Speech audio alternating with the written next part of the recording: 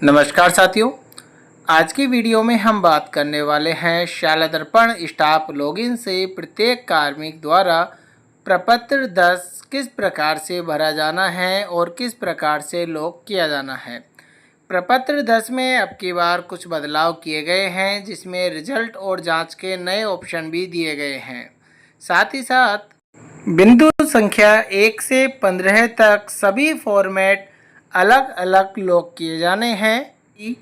इसके लिए आपको शाला दर्पण स्टाफ विंडो पर कार्मिक द्वारा लॉगिन हो जाना है और लेफ्ट साइड में आपको प्रोफाइल पर क्लिक करना है, जिसमें आपको एंट्री फॉर्म प्रपत्र 10 दिखाई देगा, जिस पर आपको क्लिक कर देना है। यहाँ पर आप देखेंगे ऊपर की ओर आपको अपनी जो बेसिक इन्फॉर्मेशन यहाँ दिखाई दे रही है। इमेज में यदि किसी प्रकार का कोई बदलाव करना चाहते हैं तो अपलोड इमेज पर आप क्लिक करें। यहाँ से आप फ़ोटो भी आप चेंज कर सकते हैं। इसके बाद में नीचे यहाँ पर देखेंगे आपकी पर्सनल इन्फॉर्मेशन है, एजुकेशनल है, प्रोफेशनल है, तो इस प्रकार से सारी डिटेल दी गई है। तो यहाँ पर एक फिल है और नोट लॉक है, यानी कि ये डिटेल तो फिल की गई है लेकिन अभी लॉक नहीं की गई है। फिल करने के लिए या अपडेट करने के लिए आपको नीचे की ओर व्यू पर यहाँ क्लिक करना है। तो यहाँ पर आप देखेंगे आपके SI number, GPF number, PRAN number, NPS number, जो नंबर आपके यहाँ फिल नहीं है तो आपको वो फिल कर देने हैं। बाकी जो फिल है उनकी एक बार आपको चेक कर लेने की यदि कोई प्रकार की गलती है तो आप इन्हें अपडेट एक बार कर लेवें। जो स्टार हैं उन्हें भरना यहाँ पर कंपलसरी रहेगा। इस प्रकार से आपको अपनी यहाँ पर सारी डिटेल एक बार चेक कर लेनी है। जैसे किसी के बच्चे यहाँ पर पैदा हो गए हैं तो उसे अपडेट कर लेनी है। नंबर ऑफ़ चिल्ड्रन टोटल है, नंबर ऑफ़ चिल्ड्रन बिफोर है, तो यदि इसमें किसी भी प्रकार का कोई आपको चेंजेस करना है तो वो आपको यहाँ पर चेंजेस कर लेना है। Are you a special education teacher के आप विशेष शिक्षक हैं तो यस और नो, नहीं है तो आपको नो को यहाँ से सेलेक्ट कर लेना है।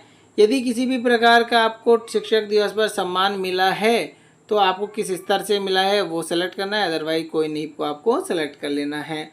इस प्रकार से यहाँ पर आपको स्पेशल एबिलिटी आपकी क्या क्या है कि जैसे इनमें से यदि आपके पास में कोई योग्यता है, स्पेशल एबिलिटी है, तो आपको उसके अकॉर्डिंग यहाँ पर सेलेक्ट कर लेना है।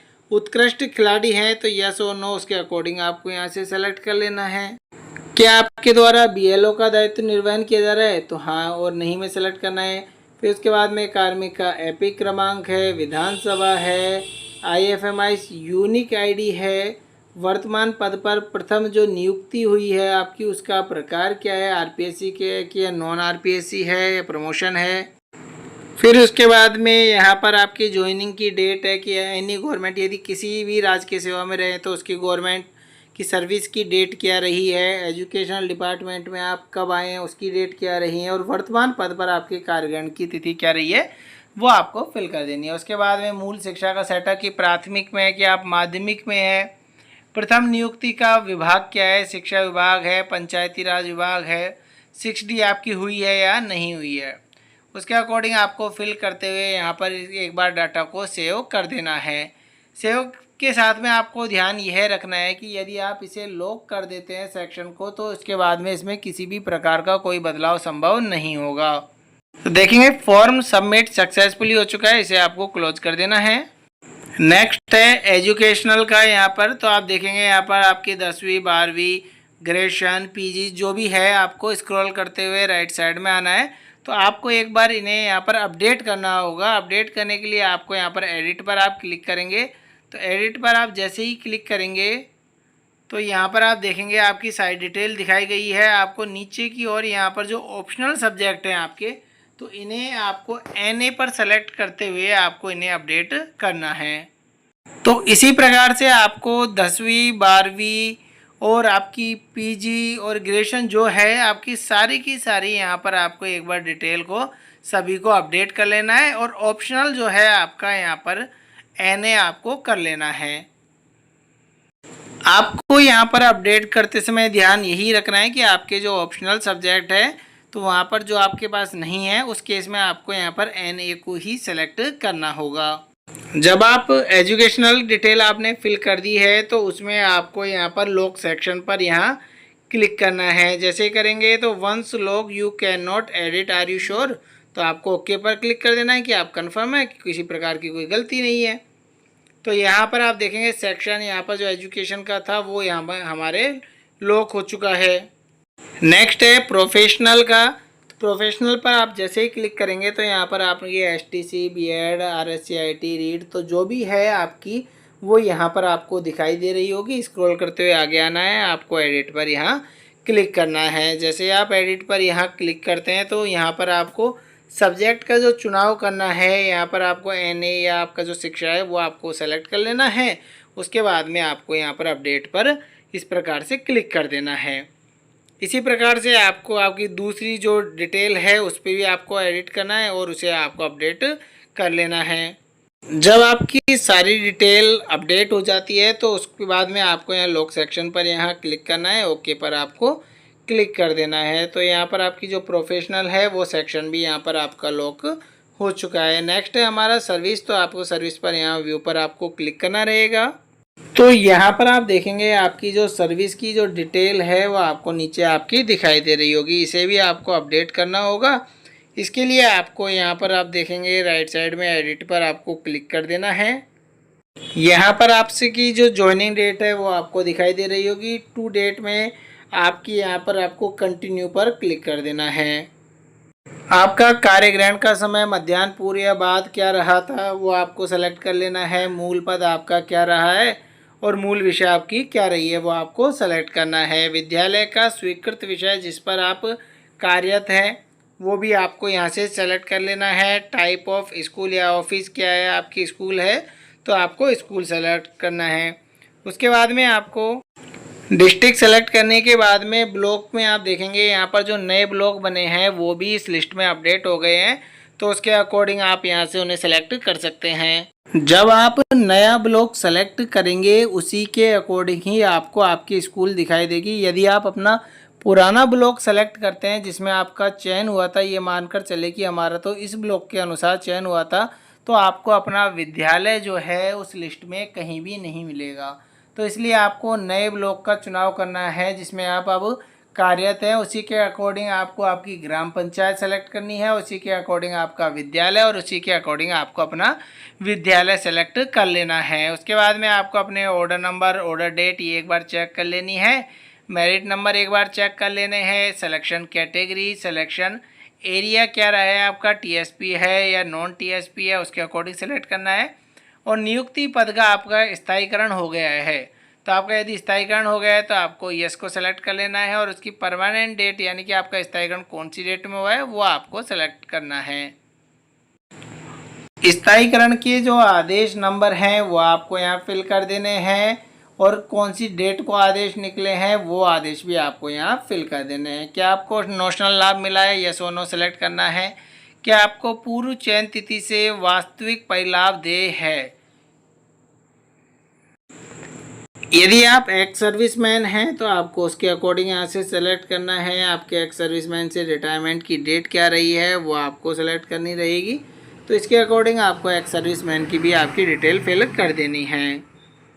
इसी प्रकार इस सेक्शन को भी यहाँ पर आपको लॉक सेक्शन पर क्लिक करते हुए लॉक कर देना है। नेक्स्ट है हमारा पदोन्नति का।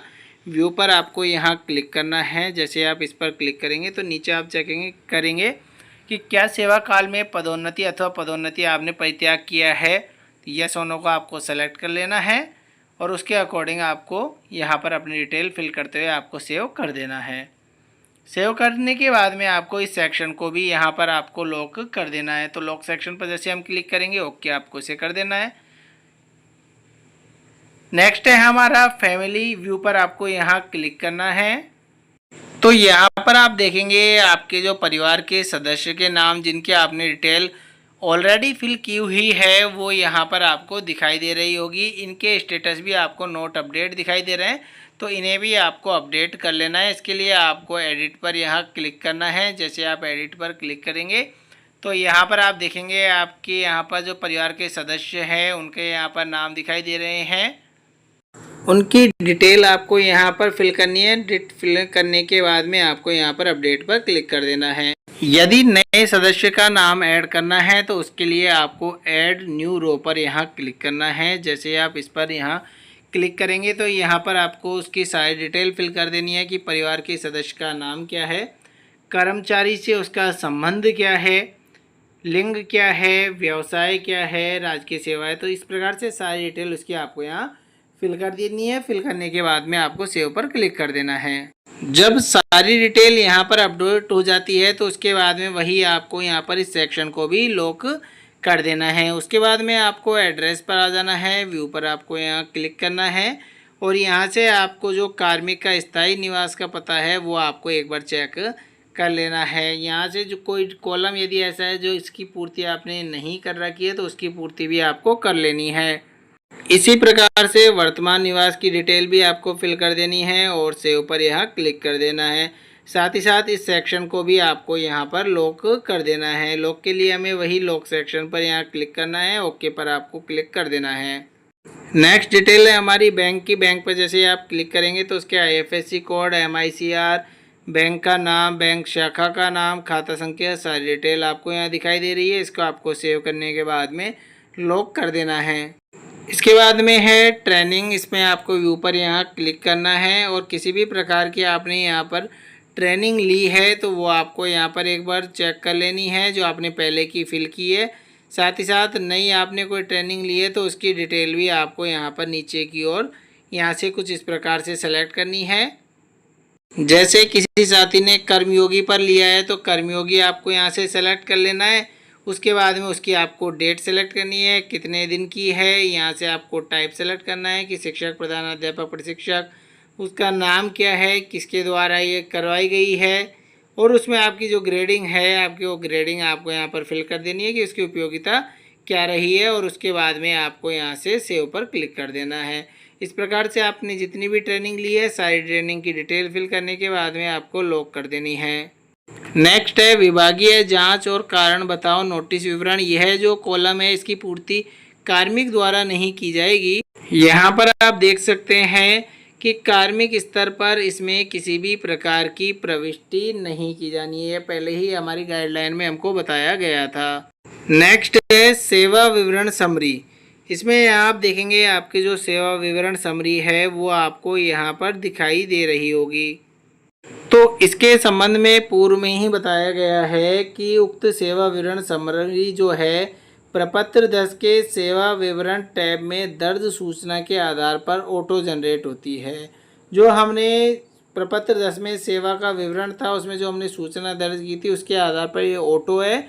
इसमें यदि किसी भी प्रकार की कोई विसंगति प्रदर्शित होती है तो आपको प्रविष्ट जो सेवा विवरण प्रविष्टि है उसको ठीक से चेक करना है और सेवा विवरण में किसी भी प्रकार का बदलाव किए जाने के बाद में जो आपको साइनिक बटन दिखाई दे रहा है उस पर क्लिक करना है और अपडेट कर लेना है।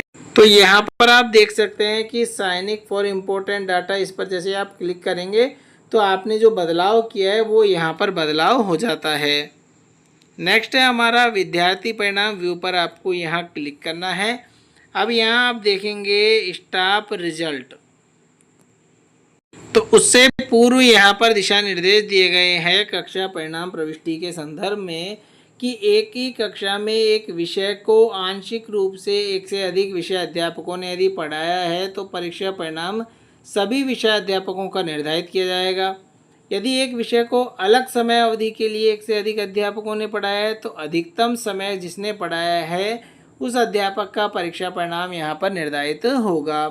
परीक्षा परिणाम में केवल मुख्य परीक्षा के परिणाम को ही शामिल करना है, पूरक परीक्षा का परिणाम शामिल नहीं करना है। अब यदि संस्था प्रदान के परिणाम की बात करें तो जिन विद्यालयों में संबंधित सत्र में कक्षा 10 और 12 में नामांकन 0 रहा है तो उनका परिणाम आपको 0 भरकर यहाँ पर प्रविष्टि करनी है।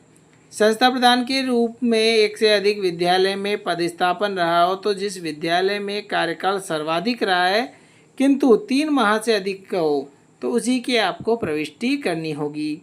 यदि सत्र पर्यंत किसी भी विद्यालय में संस्था प्रदान की भूमिका के रूप में कार्यकाल 3 माह से अधिक नहीं रहा है तो परिणाम आपको 0 भरना होगा।